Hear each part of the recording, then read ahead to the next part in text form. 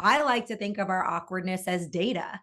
What are those things that we feel especially awkward about? So some of us, public speaking, that can be certainly a big one. But for others, it can be as simple as saying the wrong thing, or specific people make us feel awkward. Maybe it's a leader or a manager or someone we deem to be higher level, superior, more talented, more graceful, more expert, any number of things. To me, these are such interesting data points, because if we can start to get really curious and peel back the layers, why do we feel awkward in these situations around these people? That's worthy of a deep dive, because what it's telling us is there's a specific type of person or situation that ratchets up that need for approval.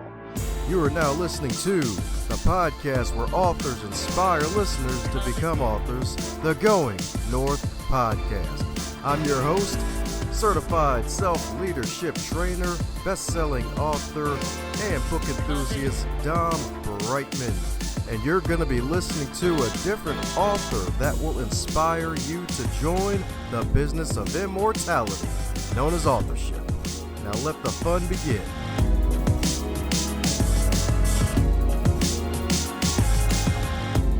Today's episode is sponsored by book number 2 from Dom Brightman, Stay the Course, The Elite Performer's 7 Secret Keys to Sustainable Success.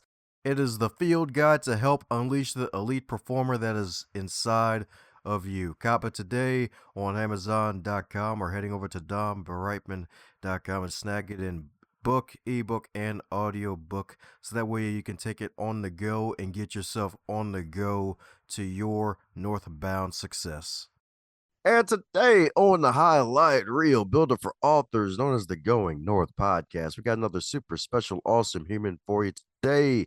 That's right, indeed, because we got a treat for you that's good enough to eat 2 times over, because today's guest is a two-time TEDx speaker, y'all. That's right, indeed. Red Teddy Bear swag ahoy, as well as an award-winning, best-selling author of her very first book, and that's a rarity, folks. Folks usually don't knock out both in the first book, but this chick did it, y'all, because not only that, she's also an executive coach, workplace performance expert, and known by her clients as the secret weapon for impossible change.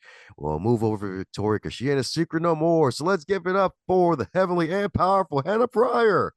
Oh, what an intro. Thank you for having me, Dom. Excited to be here. Woohoo, excited to have you here too, indeed. I saw our email pitch and name of your book. I'm like, oh, shoot, this is going to be interesting, because there's a lot of awkward going on nowadays, especially in a good old early 2020 pandemic times where folks lost social cues and whatnot.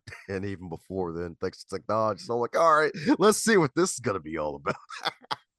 Exactly right. I mean, I think that's one thing when we talk about, so the title of the book is Good Awkward, for those who don't know. And you're right. This is something that is not just for introverts. You'll know right out of the bat, and talking to me probably can kind of tell I'm not an introvert. So this is not necessarily a book for introverts. This is a book for everyone who is now in a society where social interaction isn't nearly as required as it used to be. And we all learned the impact of that when we came out of isolation after the pandemic. So it's been a lot of fun to explore. Yeah. It's like, darn, it's like I got to come out of this igloo here. That's right, indeed. I feel isolated. It's like, Yeah. dude, you're in Florida. Where'd you get an igloo from? Oh, well, speaking of igloos, introductions aren't allowed to be 72 days long, and I'm pretty sure you didn't wake up to be the leader of awkward country and making folks ride their Broncos.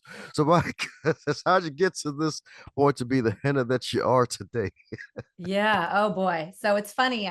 Lately in the last couple months, people are like, "How's it feel to be the awkward expert?" And I'm like, "Oh, I don't know if I woke up wanting that title necessarily, but what got me here?" So for profession, just for sort of kind of background purposes, I am an author, but I'm also a keynote speaker, workshop facilitator, executive coach. Keynote speaking is how I spend most of my days for corporations, associations, events. And if we think about what is one of the most awkward jobs you can have, it's standing in front of a huge group of people and owning that stage. Public speaking is historically considered one of the most awkward activities there is. People are afraid of it. People find it nerve-wracking. They find it very awkward and uncomfortable. So to think that this was the career I would end up in surprises me almost as much as it surprises anyone, because I grew up feeling impossibly awkward all the time. So firstborn child of immigrants, my parents are from India and Pakistan. And I always felt that the me that I wanted to be was clashing with the me that was on display. And every time I hit a transitional point, whether it was going to high school, starting college, starting my first job, starting my new job, trying to go for a promotion, every inflection point, every transition point, that emotion kicked up again. And finally, a couple of years ago, I felt like, you know what? I'm not the only one who feels this. And no one has gotten super curious about this specific emotion at work and in life. And so I got very curious, and thus began the deep dive. There you go. She even does some underwater photography metaphorically on the topic. Yes, exactly. That's right indeed. That's right indeed. And if I'm not mistaken, I guess what came to this was some evil folks in middle school, if I'm not mistaken, because you're a firstborn immigrant daughter? Yeah, I think like many people in middle school, I was trying to figure out where I fit in. So my daughter is now in middle school. Our daughter is 13, she's in 8th grade. So I'm watching it replay in real time, where in that era of life, it feels like the most important thing is social belonging, right? So for background setting, awkwardness is a social emotion. We can sometimes feel it by ourselves, but usually not. It's something that we tend to feel in front of others. It is a social emotion of discomfort. If I am in my office practicing a presentation and I mispronounce someone's name, but no one is there to hear it, I might catch myself, but I don't typically feel awkward or embarrassed about that. Now, I do that same thing in front of a group of colleagues.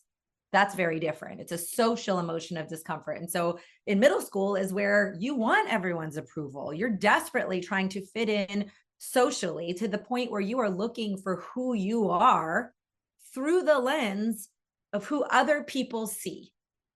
So subconsciously, you're asking yourself, do they like who they see? Do they approve of who they see? And we make our decisions based on that. And for me, that started very much in middle school. Again, immigrant parents, my parents, now as an adult, packed me delicious food for lunch, keema paratha instead of peanut butter and jelly, but it was aromatic. Those spices filled up the cafeteria. I wore my hair in long braids when all my friends were allowed to get perms with their bangs hair sprayed up. These were the things that I wanted. My name was Henna, not Jessica or Samantha or Jennifer, like everybody was back then for me. And so again, I felt like that the me I thought I wanted other people to see never quite matched. And I spent a lot of time thinking about that. As I'm talking about indeed. Well, that's the good thing about life is that when you live long enough, you get to realize I had it a fabulous as is a long time. Yes. Just saying it's to unleash it in a different way. Yeah. Yeah. And I think everybody needs to endure those days to get a sense of self. It's just tough when those days continue into adulthood. And I think that's where there's a lot of opportunity to explore those of us who are still holding on to those same stories. Yeah, heck yeah, indeed. Sometimes it feels like an iron grip for some people, but my goodness. So, speaking of that, I guess that even goes back to the wonderful definition of awkward in this case. I'm glad you dropped that on folks so that way they have an idea of where you're coming from on the topic. Because it's like, hey, how are you going to feel awkward by yourself? It's like, oh, God. Well, then again, if you Yeah. trip, you'll first Sure. look around and see if someone else is around. Did Yeah. anybody see that?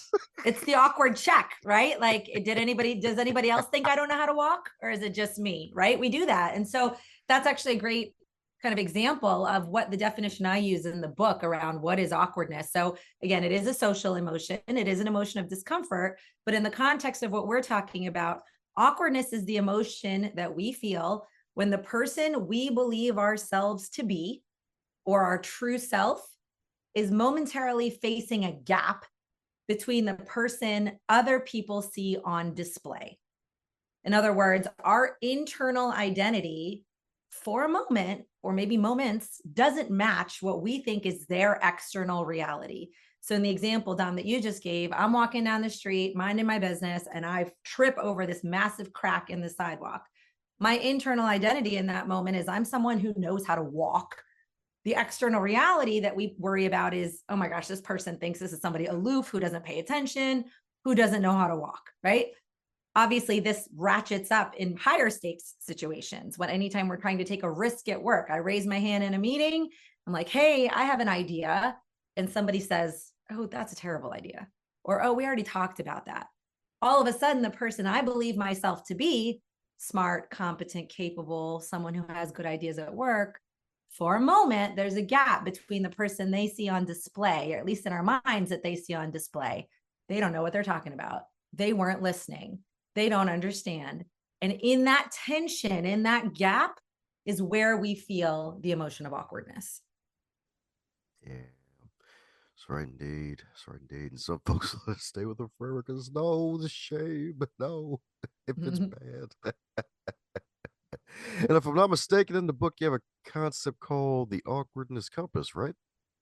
Yeah, sort of. Not the compass. We've got a couple different things, but we've got the identity gap, which is those two places. And then the idea that you're referring to, I believe, is just this idea of using our awkwardness as a signal, right? The directionality of it. And so I like to think of our awkwardness as data. What are those things that we feel especially awkward about? So some of us, public speaking, that can be certainly a big one, but for others, it can be as simple as saying the wrong thing, or specific people make us feel awkward. Maybe it's a leader or a manager or someone we deem to be higher level, superior, more talented, more graceful, more expert, any number of things. To me, these are such interesting data points, because if we can start to get really curious and peel back the layers, why do we feel awkward in these situations around these people? That's worthy of a deep dive, because what it's telling us is there's a specific type of person or situation that ratchets up that need for approval, that need for social approval. And where does that come from? What is it rooted in?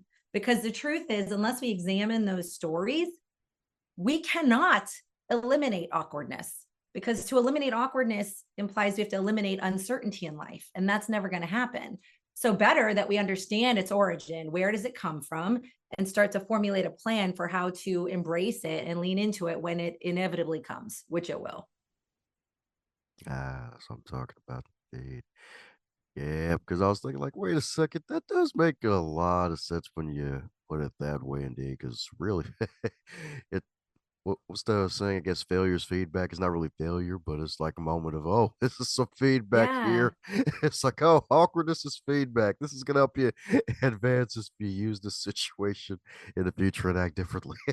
Yeah, exactly. The phrase I like to use, and the phrase I use in the book, is looking for the gifts in the garbage, right? How can we look for the gift in the garbage? Awkwardness doesn't feel good. It's uncomfortable, but there's a gift in every one of those moments. And usually we just want it to go away as quickly as possible.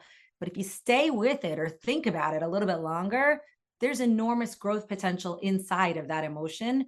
Most of us just run away from it too fast in order to get that data. You can say that again. You can definitely say that again.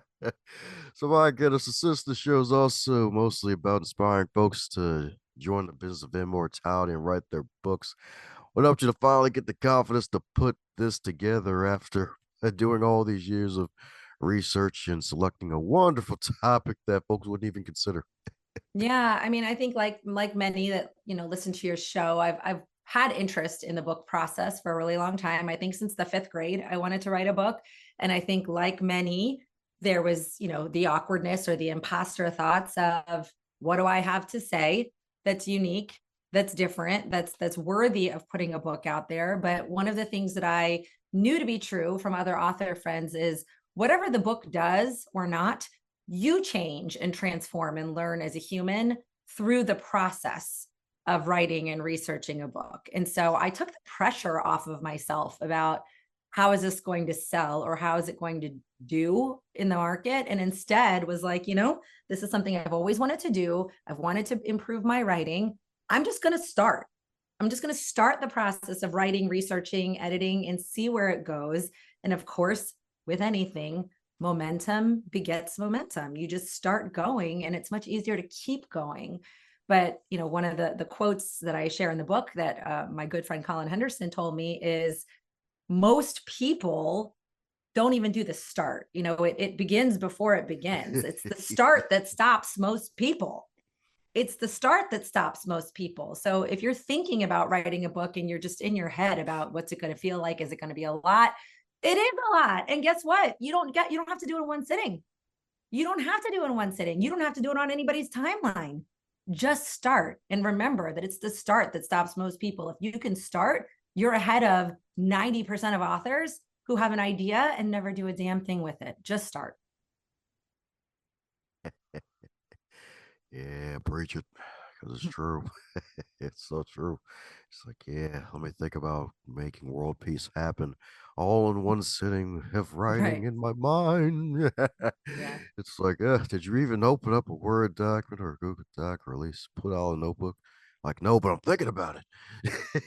It's going to be exactly. amazing. Yeah. I have a friend who says, ideas or just strategy without execution is hallucination. You might have the best idea for a book. Many people do, but there's a reason most authors don't write books because the execution part is the hard part. I don't care if you write bad, just write, because you're already ahead of 90% of the people who have a great idea. That's true. Don't want to be sitting around hallucinating all day. Or for Exactly. some hallucinating for years. Like, oh God, Exactly. I've been tripping for years. And I'm making it awkward because I'm telling people I'm going to do it, but I ain't even started. Yeah, exactly. Exactly. So any roadblocks on the middle of the way to finally getting that publish button pressed that you had to deal Oh, with? oh yeah. I started writing the book. I think I had like a lot of words written. They were a bit of a jumble, but like 40 to 50,000 words written, not necessarily in final form. And then again, this is a wonderful problem. I'm not complaining, but I landed 2 TEDx talks within 90 days. So I did one in September of last year, one in December, and TEDx talks for people who are professional speakers like myself. I did not want to do a poor job of it. I needed to make sure that I really did a good job. And so the book went on the literal and proverbial shelf for 6 months. So I had all this momentum and then I didn't touch the damn thing for 6 months. And so after the TEDx's were done, I was like, okay, I got to pick this book thing back up. But at that point, it had gathered dust for 6 months. And so I was frozen. I didn't know what to do. I didn't know if any of these words were any good anymore. I didn't even know if this is where I wanted the book to go. Right. So I was like, I don't even know what to do with this. But I didn't try to fight that feeling alone. I reached out to a bunch of other speaker author friends and said, hey, I've got a bunch of words written. I'm stuck. Do you have any suggestions? And a few of them gave me some great advice. One of my kind of mentors said, this might be a good opportunity for you to work with a book coach for a little bit. Somebody who can look at what you've got already, help you extract your ideas again, get you sort of clear again on the story that you want to tell. So I did. I hired a book coach and she was exactly what I needed at the time to get me unstuck. I was stuck. I was in the mud then, and I don't think I could have pulled myself out. She was able to take where I was and kind of refresh it, like fluff the pillow again. What are we doing here? Where are we going with this? And it was exactly what I needed. But there was 6 months there where I didn't do anything. So I was wondering if I was going to be able to pick it back up at all. Yeah. Hey, comes with the wonderful territory and days. It's like, hey, gotta rock these videos here because they're gonna be up Mm-hmm. for a freaking lifetime, and it's gonna be kind of a part of the whole calling card package here. And it's like, Yeah, book, yeah, that's exactly. good too, but that can wait. I'll let that be on the shelf. It'll be shelf help. Yeah, exactly. Woohoo! Well, congratulations on its fabulous release and successful Thank you. release. So, any thoughts on a possible second book in the future? Oh yeah. Yeah. It's funny. It was a lot, right? Like getting the book out and written and published and launched and marketing, it was a lot. And I needed the holidays for sure to take a deep breath and relax. But I already know I'll do another one. And that's how my friends who have done this are like, you're a true author when you're like, oh, it was exhausting and I can't wait to do it again. Right. So for sure there'll be a second one. A couple ideas I'm tossing around for the content. It's not going to be awkward 2.0, right? I think the good awkward movement is still fresh and picking up steam. It's the book. I'm just so proud. It just was named one of the best books of 2023 by Kirkus Reviews. It was a finalist in the American Book Fest Awards. It's selling extremely well, referral, all word of mouth. People are telling their friends about it, gifting it. And so all of that is still happening. And I want to focus on that energy and let it keep, getting its word of mouth. But the next book is in there. I've got a couple ideas I'm tossing around, but I think I want to give this one its fair attention before I go into number 2. There you go. That's right indeed. That's right indeed. Because they got some good steam. That's right. Mm-hmm. Got a big old locomotive train. That's right indeed. A giant tea kettle. That's right indeed. And there's plenty of tea left in the kettle. Yeah, I think so. So my goodness, since you've been on so many wonderful interviews promoting the good work that you're doing, is there a question that you wish folks would ask you more often? Oh, you know what? I feel like I've been asked almost everything, but the one that actually feels present for me this morning because of, you and I are recording this. I don't know when it's going to release, but at the time of the new year, we just crossed into 2024. And I think the thing that feels present to me is this idea of intention, right? My theme of the year is intention. And so I'm thinking about this intersection of, as authors or as people who want to put ideas into the world, it's easy to get distracted and shiny object syndrome and, what's next, what's fun, what's exciting. But I'm really thinking about what are my intentions for this work and this book and this movement for 2024. And to me, it kind of piggybacks on what we just talked about, which is a lot of people have really jumped onto this idea, but there's still a world of people who don't know me, don't know the content yet. And so I think my intention is to continue to, as you said, like drive and ride the locomotive until more people have access to it and not get distracted too quickly by the shiny objects of the next thing. And so that to me is, I think where my theme of the year and the work intersect. There you go.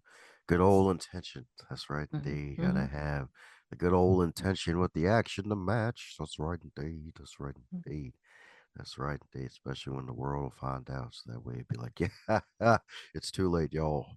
You're now part of the train, y'all. The awkward train. Jump It's on the awkward awkward country. train. That's right. That's right. Jump on too. Don't worry. You don't need bunny ears to ride this train. That's right. That's right. It may make it awkward for some people. Exactly. Always does. That's right, indeed. Awkward country is on the ride. Mhm. Oh man, well, fun question for you. If your wonderful, fabulous book, actually, before that one, since you're an entrepreneur and you've been doing a whole bunch of wonderful things, there's probably been some setbacks along the journey. So, would you consider your biggest setback that actually set you up for success? Oh gosh, how much time you got? I think, part of the movement of this book is embracing those cringe moments, those awkward moments. I mean, I think many of them, the idea of the book, I first pitched to a literary agent for a big publishing house who promptly turned it down and said, it wasn't sellable enough. And it's again fun to be like, well, that's awkward. That rejection felt awkward, but here you go. Like, this is more fuel. This is more of a story. So that was certainly one. I mean, again, I think many times I've had missteps and rejections and turn downs. I remember one of my first stories in the book is when I came back, kind of back to meeting clients after the pandemic. I totally messed up. I was telling a story to a client and he put his hand up and I thought he was telling me I was crushing it. And so I high-fived him and he literally said, Henna, I was telling you to stop. And I Ouch. was like, oh my God, right? Like, you dummy.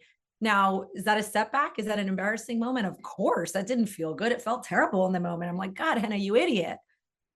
And it's also people's favorite story in the book, right? So I try to remind myself every setback, every misstep, every failure, and God, there are many, even though we don't feel the gifts in the garbage in that moment, there's one of two things in that. There's either a gift, which there often is, or at a minimum, there's a story that I promise you will laugh about later.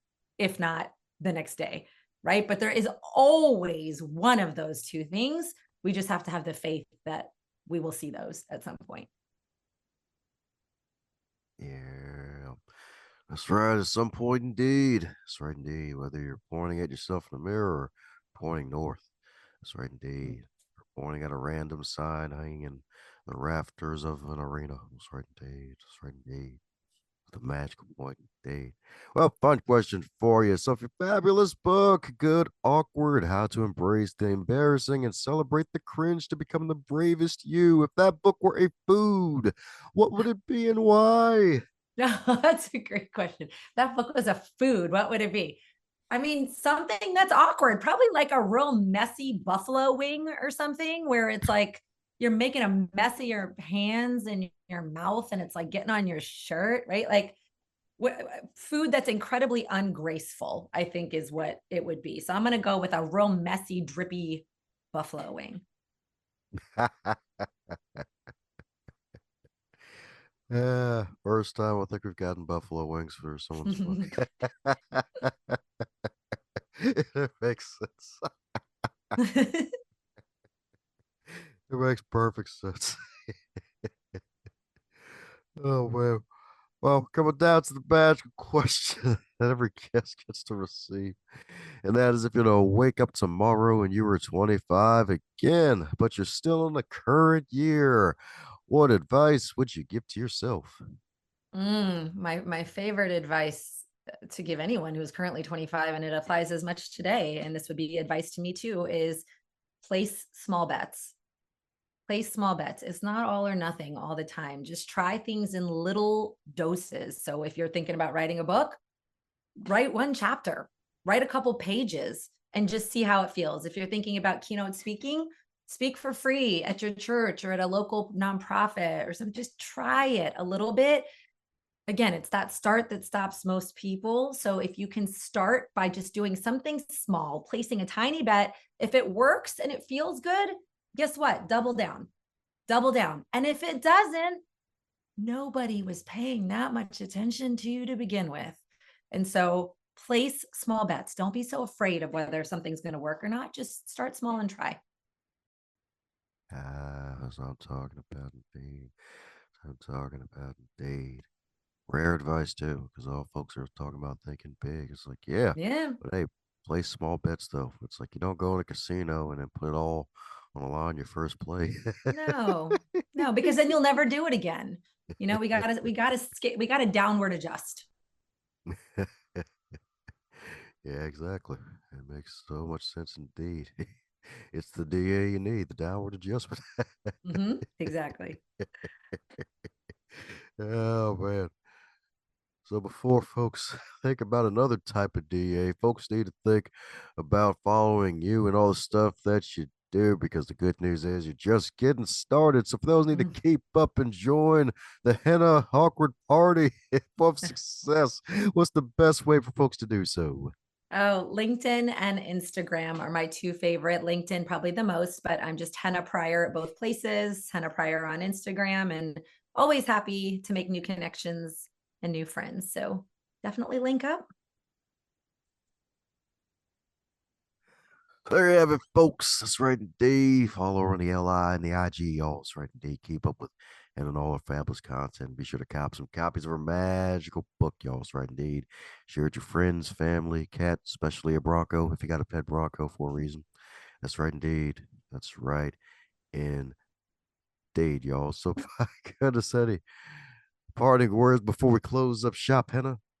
Oh, just a reminder to everyone listening today, if there's something that you're thinking about and you're nervous, you're feeling, a fear that it could be embarrassing. My mantra for this year and every year is do it awkward, but do it anyway. If you're hearing this part of the episode, that means you're one cool individual. Thanks a bunch for tuning in, and if you enjoyed what you heard, be sure to share it with at least one other person in your network. Bonus points for 3. And be sure to check out the backlog too while you're at it, because there are hundreds of wonderful episodes to choose from as well.